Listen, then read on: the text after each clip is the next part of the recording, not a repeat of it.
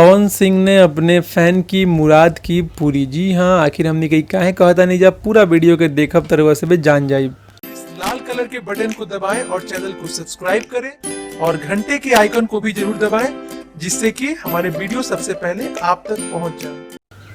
सबसे पहले हम ये कहब कि पावर स्टार भैया दिलदार तब बढ़ले बड़े, और वह पावर स्टार के दिल से प्यार करनी तो कुछ अच्छा कमेंट करी और वीडियो के नीचे लाइक के बटन पर लाइक कर दी। भैया हो, पावर स्टार से बड़ा दिलदार कोई ना हुई। भैया हो, एगो फैन खातिर सबसे बड़ा चीज़ का होला? एगो फैन खातिर यह बड़ा चीज़ होला कि एगो उनकर सुपर हीरो भा, उनकर चाहे वाला आके उनका के फोटो खिंचवा ले वो। लेकिन पवन सिंह कैले बड़े बहुत बड़ा काम। रोज के बता दी भैया, एगो सिंगर रहन जौन के भैया पावर स्टार के बहुत बड़ा फैन रहन। अब भैया पावर स्टार के दरिया दिली देख के रोज सभे एकदम आश्चर्य हो जाए।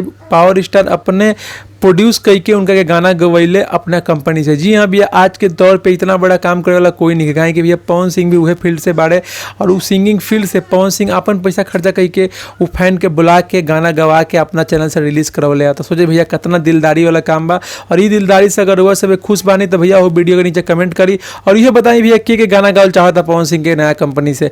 और कमेंट के इंतजार हुई। भोजपुरी स्टार ट्यूब से अविनाश की रिपोर्टिंग, दिल्ली।